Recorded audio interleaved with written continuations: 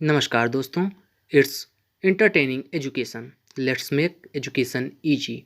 और मैं कुशल त्रिपाठी इस चैनल पर आपका स्वागत करता हूं। दोस्तों, जैसा कि मैंने पिछले वीडियो में आपको बताया था कि हमारा उद्देश्य हमारे महत्वपूर्ण विषयों के महत्वपूर्ण घटनाओं और घटनाक्रमों को इस प्रकार से पढ़ना है कि उन घटनाक्रमों के विषय में हमारा रुझान बढ़े, हमारा इंटरेस्ट बढ़े और हम, चूँकि यह विषय हमारे सामाजिक जीवन एवं शैक्षणिक जीवन दोनों में अत्यंत उपयोगी होते हैं, अतः हम इन विषयों को आसानी से समझ सकें।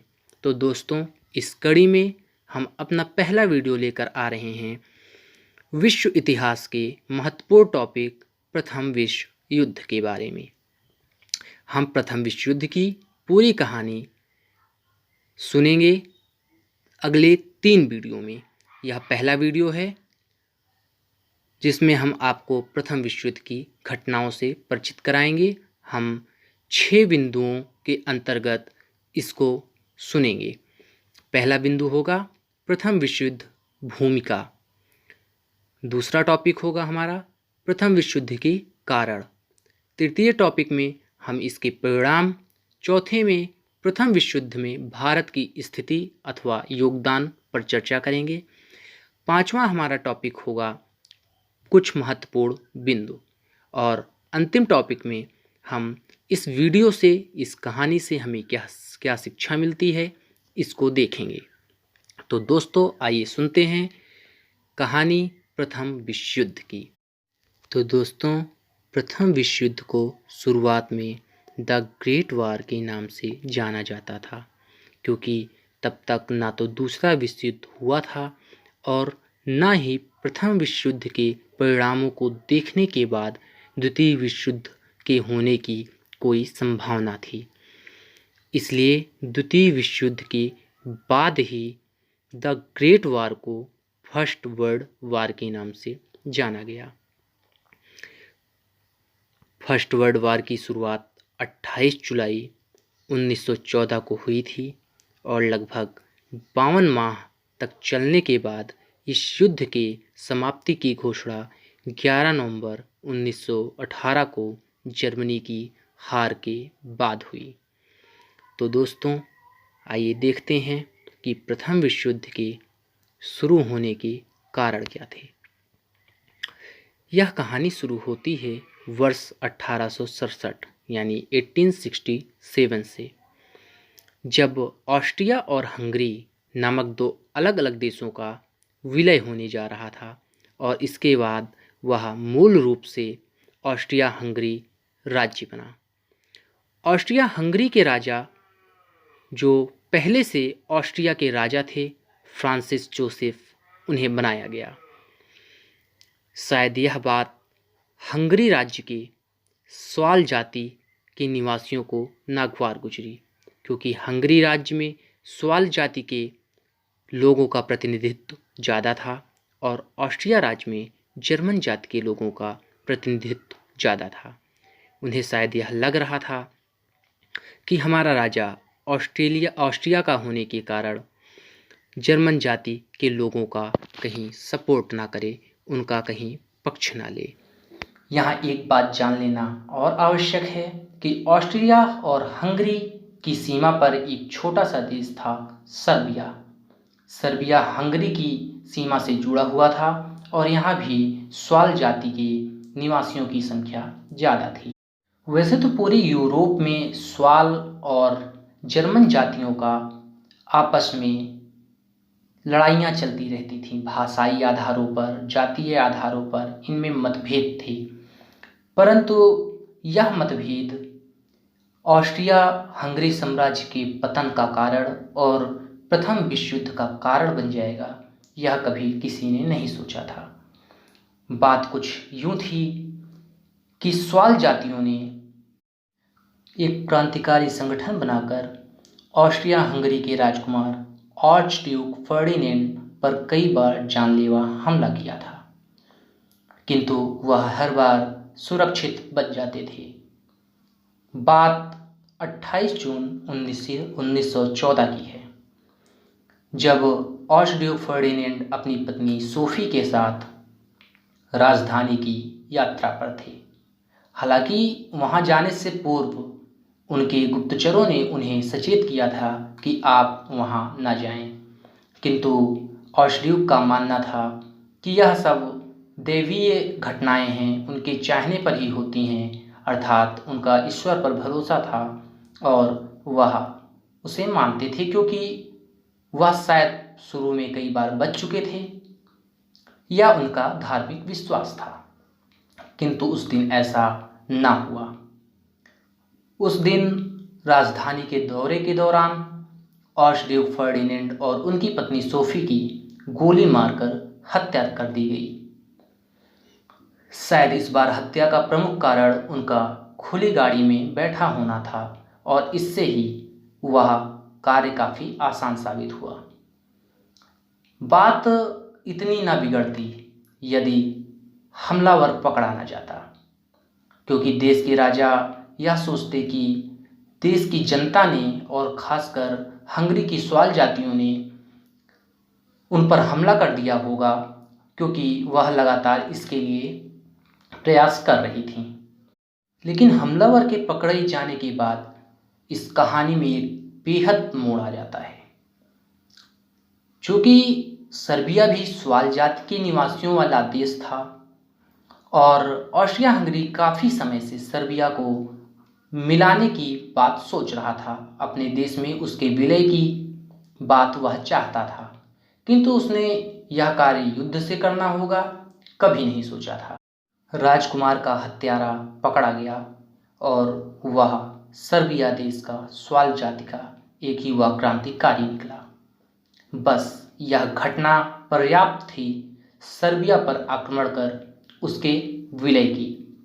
एक तो ऑस्ट्रिया हंगरी का राजकुमार मारा गया और दूसरा ऑस्ट्रिया हंगरी की नीति भी पहले से ही सर्बिया को अपने देश में मिलाने की थी।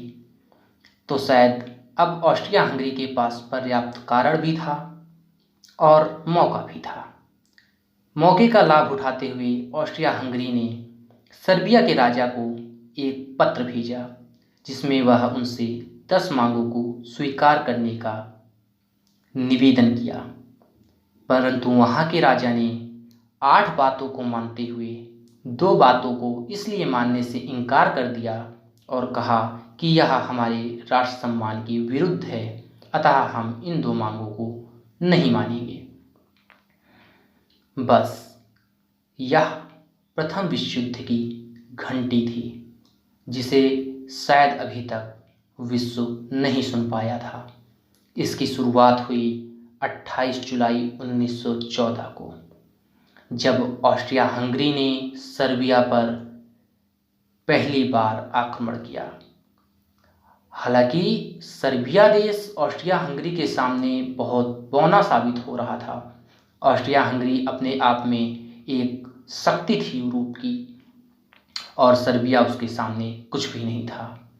फिर ऐसा क्या हुआ कि विश्व के तमाम देश उस युद्ध में अचानक से कूद पड़े, या ऐसा क्या हुआ कि एक छोटा सा युद्ध जो ऑस्ट्रिया हंगरी शायद कुछ दिनों में जीत सकता था, वह महायुद्ध हो गया और 4 वर्ष से अधिक समय तक यह युद्ध चलता रहा। तो इस युद्ध के महायुद्ध बनने के लिए 4 घटनाओं को जिम्मेदार माना जाता है, या 4 कारणों को उपयुक्त माना जाता है। पहला कारण यूरोप का स्वाल तथा जर्मन जैसी जातियों एवं भाषाई आधारों पर बटा होना और उनमें आपस में मतभेद होना यह था। इनमें अक्सर छोटी मोटी लड़ाइयाँ होती रहती थी, विरोध के स्वर थे एक दूसरे के लिए, और ये दोनों एक दूसरे पर राज करना चाहते थे। दूसरा और महत्वपूर्ण कारण यह था कि इस समय तक यूरोप के विभिन्न देश जैसे ब्रिटेन, रूस, फ्रांस आदि आधुनिक तकनीकियों का आविष्कार कर चुके थे।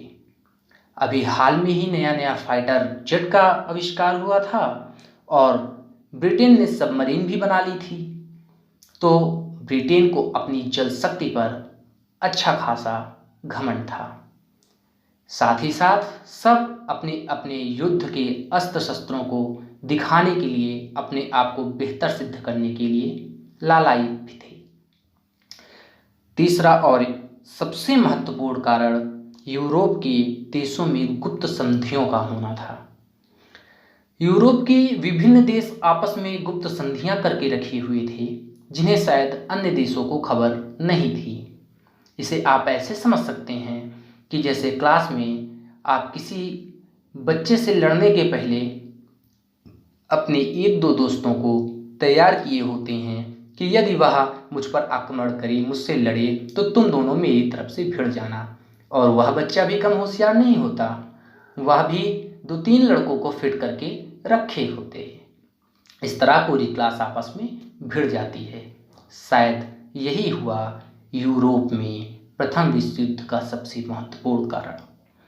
चौथा एक अन्य कारण भी था जिसने इस युद्ध को विश्व युद्ध बनाने में महत्वपूर्ण भूमिका निभाई। वह था ब्रिटेन और फ्रांस का अन्य देशों पर काबिज होना, या ब्रिटेन और फ्रांस का अन्य देशों पर उपनिवेश होना। जैसे उस समय ब्रिटेन पर भारत उपनिवेश था ब्रिटेन का, और ऐसे अन्य बहुत सारे देश फ्रांस और ब्रिटेन के उपनिवेश थे, जिनका प्रयोग इस विश्व युद्ध में ब्रिटेन और फ्रांस ने भरपूर रूप से किया। इस युद्ध में मुख्यतः 2 शक्तियों का आमना सामना हुआ। एक तो थे गठबंधन वाले देश, जिन्हें गठबंधन शक्तियां कहा गया, और दूसरी थी केंद्रीय शक्तियां, जिन्हें सेंट्रल पावर्स कहा गया। गठबंधन वाले देश में मुख्यतः ब्रिटेन, फ्रांस, अमेरिका, रूस, इटली, यह सब थे जो सर्बिया के समर्थन में एक एक कर इस युद्ध में कूदे थे। वहीं दूसरी ओर केंद्रीय शक्ति में ऑस्ट्रिया हंगरी, जो इस युद्ध का प्रमुख कारण था, तथा उसके समर्थन में जर्मनी, बल्गारिया और ओटोमन तथा अन्य कई देश थे। इस युद्ध में अगर टोटल मृत्यु की बात करें तो 1 करोड़ के आसपास मृत्यु, 2 करोड़ से अधिक लोग घायल हुए और 1 करोड़ से अधिक लोग लापता हो गए। करोड़ों लोग की मृत्यु भूखमरी और बीमारियों से हुई। यानी एक बार दुनिया पूरी तरह से इस युद्ध के समाप्त होते होते तहस नहस हो चुकी थी। प्रथम विश्व युद्ध बहुत ही भयंकर युद्ध था और इसके खत्म होते होते विश्व की अर्थव्यवस्था पूरी तरह से चरमरा गई थी। तो आइए देखते हैं कि विश्व के प्रमुख देशों पर तथा प्रमुख महाद्वीपों पर इस युद्ध की क्या असर हुआ, क्या परिणाम हुए। सबसे पहले यूरोप की अगर बात करें तो प्रथम विश्व युद्ध में सबसे ज़्यादा अगर कोई महाद्वीप ग्रसित हुआ तो वह था यूरोप। युद्ध के बाद यूरोप की हालत एकदम खस्ता हो गई थी। ऑस्ट्रो हंगेरियन समाज के टूटने के बाद वहाँ से कई छोटे छोटे देश स्वतंत्र हुए, जैसे कि पोलैंड, यूगोस्लाविया आदि। पश्चिम एशिया में भी इस युद्ध का बहुत व्यापक असर हुआ, जिसके चलते न सिर्फ उस समय बल्कि अब तक यहाँ पर दिक्कतें झेली जा रही हैं। प्रथम विश्व युद्ध के बाद ओटोमन साम्राज्य का बंटवारा हो गया और जिसके चलते कई सारे देश बन गए। इन देशों को इन्हीं जीते हुए देशों ने बनाया, जिन्होंने बिना किसी जांच पड़ताल के देशों का विभाजन कर दिया और बहुत सारी जाति बिना किसी देश के रह गई, जैसे कि कुर्द, यजीद, जो कि आज भी अपने अलग देश के लिए प्रयत्न कर रहे हैं। रूस विश्व युद्ध की वजह से रूस का आंतरिक व्यवस्था ठप्प हो गई, जिससे समाजवाद के क्रांतिकारियों को मौका मिला और रूस का पहला समाजवादी देश बनकर उभरा। बाद में सालों यही शीत युद्ध का कारण बना, जिसने पूरे विश्व को लगभग 50 सालों तक जकड़े रखा। भारत विश्व युद्ध का असर भारत में भी देखने को मिला, जिसके बाद खिलाफत आंदोलन शुरू हुए और भारतीय स्वराज के आंदोलन को बहुत ज़्यादा बल मिला। इस युद्ध के बाद अंग्रेजों ने और भी कड़े आर्थिक कदम उठाए, जिससे हमारी स्वतंत्रता आंदोलन को मजबूती मिली। दोस्तों, अगला टॉपिक भारत पर असर और भारत का रोल है। इस युद्ध के समय भारत अंग्रेजों का उपनिवेश था। चूंकि ब्रिटिश सरकार इस युद्ध में कूदी हुई थी, अतः भारत के सैनिकों को भी इस युद्ध में ढकेला जाना निश्चित था। अब इसे अपने आका के प्रति समर्थन कहें, समर्पण की भावना कहें, मजबूरी कहें अथवा गरीबी कहें, इस युद्ध के लिए भारत में सैन्य गठन का काम कुख्यात जलियांवाला बाग हत्याकांड नरसंहार का दोषी जनरल ओ डायर को दिया गया। भारत के 10 लाख से अधिक सैनिक ओटोमन जैसे साम्राज्य से युद्ध लड़ रहे थे और पूरी हिम्मत से लड़ रहे थे। युद्ध की समाप्ति के बाद 60,000 से ज़्यादा सैनिक मारे गए, 70,000 से ज़्यादा घायल अवस्था में सैनिक आए और लगभग 1 लाख के आसपास सैनिक लापता हो गए। भारत से ब्रिटिश हुकूमत ने इस विश्व युद्ध के दौरान यह वायदा किया था कि यदि विश्व युद्ध खत्म होता है तो खत्म होते ही पहला कार्य हम भारत के संविधान सभा की घोषणा और उसके बाद गठन का करेंगे, जिसके बाद भारत की सत्ता भारत के हाथों में सौंप दी जाएगी। परंतु हमेशा की तरह ब्रिटिश हुकूमत ने यहाँ भी चालाकी और धोखाधड़ी किया। आप सभी को ज्ञात है कि 1919 में इस युद्ध के समाप्त होने की लगभग 1 वर्ष बाद वर्ल्ड का एक बहुत ही दुखद नरसंहार जलियांवाला बाग हत्याकांड को अंजाम दिया गया। फिर भी प्रथम विश्व युद्ध को जीतने में भारत के सैनिकों का काफ़ी योगदान रहा और फ्रांस ने इस चीज़ को कई बार माना भी है। अब आइए देखते हैं प्रथम विश्व युद्ध के कुछ महत्वपूर्ण बिंदु। तो दोस्तों, प्रथम विश्व युद्ध के बाद अमेरिका महाशक्ति बनकर उभरा और इसके साथ ही साथ रूस, जर्मनी, ऑस्ट्रिया हंगरी, उस्मानिया आदि साम्राज्य ढह गए। लीग ऑफ नेशंस की स्थापना हुई। रूस में जारशाही का अंत हुआ तथा साम्यवाद की शुरुआत हुई। जर्मनी का लगभग 65,000 वर्ग किलोमीटर क्षेत्रफल पर कब्जा कर लिया गया, उसको बांट दिया गया और उसके साथ ही जर्मनी पर लगभग 50 अरब डॉलर की पेनाल्टी लगाई गई। दोस्तों, 52 सप्ताह तक चले इस युद्ध का अंत चूँकि जर्मनी के हार से हुआ था, तो 18 जून 1919 को पेरिस शांति सम्मेलन बुलाया गया, जिसमें 27 देश शामिल हुए और जर्मनी पर वर्साई की संधि थोप दी गई। वर्साई की संधि क्या थी, यह हम अगले वीडियो में बताएंगे। और साथ ही साथ अब हम बात करते हैं इस कहानी से हमें क्या शिक्षा मिलती है। तो दोस्तों, इस कहानी से हमें यह शिक्षा मिलती है कि युद्ध कोई भी हो, कहीं भी हो, कैसा भी हो, युद्ध का परिणाम हमेशा नुकसानदायक होता है। युद्ध मानव जाति के लिए हमेशा से विनाशकारी रहा है और बच्चों, इस कहानी से हमें सबसे बड़ी शिक्षा यह मिलती है कि यदि बहुत आवश्यक ना हो तो छोटी छोटी गलतियाँ, छोटी छोटी बातों के लिए लड़ाइयाँ, युद्ध की नौबत कभी नहीं आने देना चाहिए। एक समय में युद्ध भी जायज़ होता है।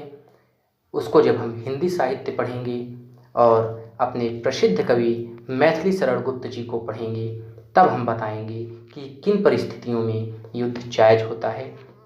परंतु यहाँ हम सिर्फ इतना बताना चाहेंगे कि कभी कभी बहुत छोटी छोटी गलतियाँ, बहुत छोटी छोटी लड़ाइयाँ हमें एक बड़े विनाश की तरफ ढकेल देते हैं, जिसकी चर्चा करते हुए हमारे कवि मैथिली शरण गुप्त जी ने लिखा है कि दुर्वृत्त दुर्योधन न जो सठता सहित हठ ठानता, जो प्रेम पूर्वक पांडवों की मान्यता को मानता, तो डूबता भारत नयूं रण रक्त पारावार में, ले डूबता है एक पापी नाव को मझधार में।